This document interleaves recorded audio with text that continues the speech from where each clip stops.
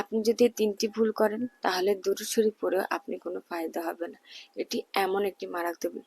প্রিয় ভাই ও বোনেরা, আপনি কি জানেন দুরূদ শরীফ পড়ার মাধ্যমে আল্লাহর রহমত, পাপ মুক্তি এবং স্বপ্নে নূরের অভিজ্ঞতা আসতে পারে।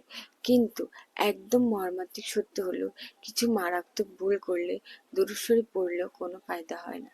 আজ আমরা জানব ৩টি এমন ভুল যা করলে আল্লাহর রহমত আসে না, পাপ ক্ষমা হয় না এবং আত্মার শান্তিও মেলে না। প্রথমে আমরা একটি গল্প দেখে নিই। এক গ্রামে একজন লোক বাস করত, যার নাম ছিল হাফেজ আহমদ। একজন যুবক ছিল, তিনি খুব নিয়মিত দুরূদ শরীফ পড়তেন। প্রতিদিন রাতের ঘুমের আগে ৫টি দুরূদ শরীফ পাঠ করতেন। সে শুধুমাত্র দুরূদ শরীফ না, সে নামাজি ছিল, কালামে ছিল, সর্বদিক দিয়ে ছিল। এক কথায় আল্লাহ রাব্বুল আলামিনের ইবাদতে সে পারফেক্ট ছিল। কিন্তু সে প্রতিবেশীদের সাথে ভালো আচরণ করতো না, কটু কথা বলতো, তাদের হক নষ্ট করতো।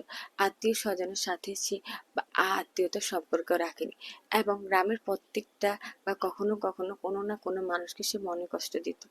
তার আচরণ ছিল খুবই তিক্ত এবং খুবই ভয়াবহ। একদিন সে নামাজ পড়ে দুরূদ শরীফ পড়ে ঘুমিয়েছিল।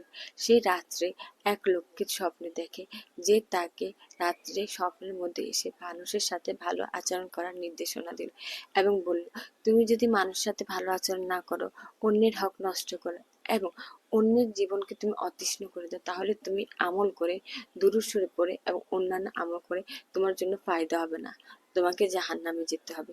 এই কথা শোনার পরে সে বুঝতে পারল যে এই মারাত্মক ভুলগুলোর কারণে তার আজকে আমলগুলো আল্লাহ রাব্বুল আলামিনের কাছে কবুল হচ্ছে না। সকালে হাফেজ আহমদ বুঝলেন, দুরূদ শরীফ পাঠ করলেও যদি নিজের আচরণ ঠিক না থাকে কোনো লাভ নাই। এই গল্প আমাদের শিক্ষা দেয়, আমল শুধু মুখে নয়, মন ও আচরণও থাকতে হবে। তাহলে চলুন, যে ৩টি মারাত্মক ভুলের কারণে আপনি দুরূদ শরীফ পড়েও কোনো ফায়দা হবে না, সে ৩টি মারাত্মক ভুল জেনে নেওয়া যায়। নাম্বার ১, কারো হক নষ্ট করা। বিস্তারিত বিশ্লেষণ অর্থাৎ অন্যের সম্পদ, অন্যের অধিকার বা অন্যের সম্মান লঙ্ঘন করা। মানে হচ্ছে যে আপনি অন্যের সম্পদ নষ্ট করলেন, অন্যের অধিকার নষ্ট করলেন এবং অন্যের সম্মান নষ্ট করার হক আল্লাহ আপনাকে দেয়নি, অন্যকে অপমান করার হক আপনাকে দেন, অন্যকে নিচু দেখানোর হক আল্লাহ আপনাকে দেয়নি। কিন্তু আপনি যদি তা করেন, তা এটা হচ্ছে অন্যের হক আর আপনি হক নষ্ট করলেন।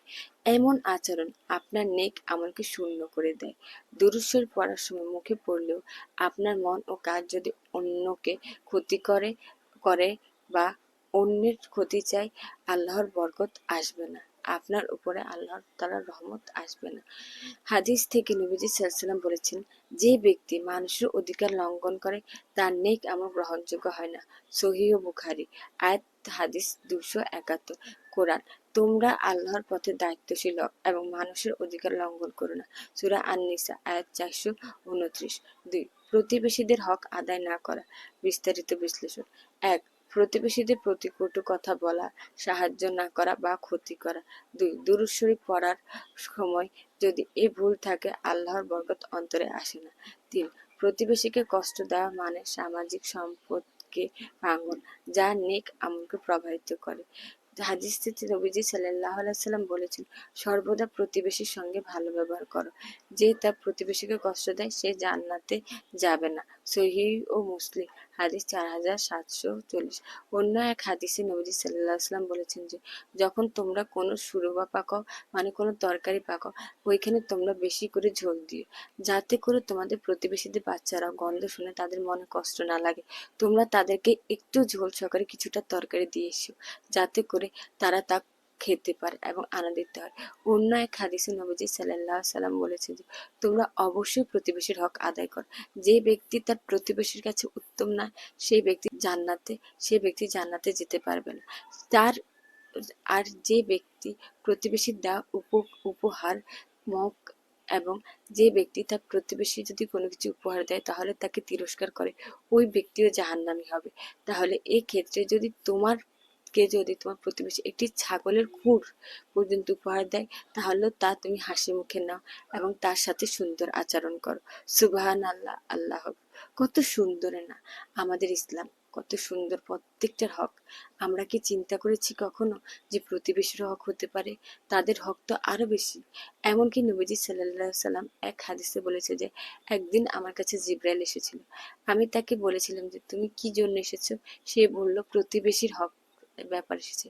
আমি তার কাছে প্রতিবেশীর হক শুনতে শুনতে আমি এক পর্যায়ে ভয় পেয়ে গেলাম যে তারা বংশ মর্যাদা হিসেবে বা বংশধর হিসেবে প্রতিবেশীদেরকে মনে হয় অধিকার দিয়ে দেবে, কিন্তু তা হয়নি। কিন্তু প্রতিবেশীর অধিকার যে কতটাই মারাত্মক তা আমি ওই দিন বুঝতে পেরেছিলাম। তাহলে বোঝা গেল যে কত সুন্দর নবীজি সাল্লাল্লাহু আলাইহি ওয়াসাল্লামের হাদিসগুলো প্রতিবেশীদের। তাহলে বুঝলেন প্রতিবেশীর হক ঠিক কতটাই মারাত্মক। চলুন কোরআন থেকে আল্লাহ রাব্বুল আলামিন বলে নেক মুসলিমরা প্রতিবেশীর প্রতি সদয় এবং ন্যায়পরায়ণ হয়। সূরা আন-নিসা আয়াত নাম্বার 434। নাম্বার 3, মিথ্যা কথা বলা। বিস্তারিত বিশ্লেষণ। দুরূদ শরীফ পড়ার সময় বা অন্য সময় মিথ্যা বলা। মিথ্যা কথা বলা দুরূদ শরীফের আমলকে ক্ষতিগ্রস্ত করে, কারণ নেক আমল আল্লাহর কাছে খাঁটি মন ও সততার উপর নির্ভর করে। হাদিসে নবীজি সাল্লাল্লাহু আলাইহি ওয়াসাল্লাম বলেছেন, মিথ্যা বলা ব্যক্তির নামাজ, রোজা এবং যাকাত তো গ্রহণযোগ্য হয় না। সহিহ বুখারী হাদিস 6137 নাম্বার। কোরআন, সত্যবাদিতা পালন করো এবং মিথ্যা থেকে বিরত থাকো। সূরা আল হুজুরাত আয়াত 49 এবং 6। আপনারা সত্যি শুনেছেন, যে ব্যক্তি মিথ্যা বলে তার নামাজ, রোজা এবং যাকাত আল্লাহ রাব্বুল আলামিনের কাছে কবুলযোগ্য হয় না। তাহলে ওই ক্ষেত্রে কিভাবে আপনার দুরূদ শরীফ আল্লাহ রাব্বুল আলামিনের কাছে কবুলযোগ্য হবে? সার সংক্ষেপে বিশ্লেষণটা জেনে নিন। যে 3টি গুরুত্বপূর্ণ ভুলের কারণে আপনাদের দুরূদ শরীফে আমলও কবুল হবে না, তা হচ্ছে যে 1, কারো হক লঙ্ঘন করা। 2, প্রতিবেশীদের প্রতি কটু ব্যবহার করা। 3, মিথ্যা কথা বলা। তাহলে দুরূদ শরীফের বরকত আপনার জন্য কার্যকর হবে না। মূল শিক্ষা, আমল শুধু মুখে নয়, মন ও আচরণে খাঁটি থাকতে হবে। যদি আপনি মন থেকে ভালো করে এই আমলগুলো যদি না করেন, তাহলে আল্লাহ রাব্বুল আলামিন আপনার এই যে সমস্যা, দুরূদ শরীফ পড়লে যে ফজিলত ওটা কিন্তু কখনো পাবেন না। আর তাছাড়া মন ও মনোযোগের বিভ্রান্তি। যখন আমরা অনেক সময় গান শুনি বা বিনোদন ব্যস্ত থাকি, তখন আমাদের মন আল্লাহর স্মরণ ও নামাজের মনোযোগ কমে যায়। আল্লাহর কাছে আমল কবুল হওয়ার জন্য মন খালি ও মনোযোগ থাকা খুবই জরুরি। 2, নৈতিক মানসিকতা প্রভাব। কিছু গান মনের খারাপ প্রভাব ফেলে, নির্বোধতা ও ক্ষুদ্রতা বোধ বা হিংসা জন্মায়। এ ধরনের আবেগ থাকলে নেক আমল ও দোয়া আল্লাহর কাছে গ্রহণযোগ্য হতে কম সাহায্য করে। সময় অপচয়। জীবনের মূল্যবান সময় যদি শুধুমাত্র গান বা বিনোদনে কেটে যায়, তাহলে নামাজ, দুরূদ শরীফ, দোয়া এবং নেক কাজের সময় কমে যায়। সময় আল্লাহকে স্মরণে ব্যবহার না করলে বরকত কমে পাওয়া যায়।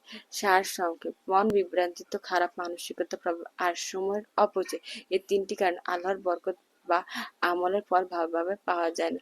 আর তাছাড়া যে 3টি কথা আমি বলেছি, যে প্রিয় দর্শক, আমরা আশা করব যে এই 3টি দুরূদ শরীফ, সুতরাং দুরূদ শরীফ পড়ুন, তবে সতর্ক থাকুন নিজের আচরণে। এই 3টি ভুল এড়িয়ে চলুন। আল্লাহর রহমত ও নেক আমল এবং শান্তি নিশ্চিত করুন। আজকের জন্য এতটুকুই। আসসালামু আলাইকুম ওয়া রাহমাতুল্লাহি ওয়া বারাকাতুহু।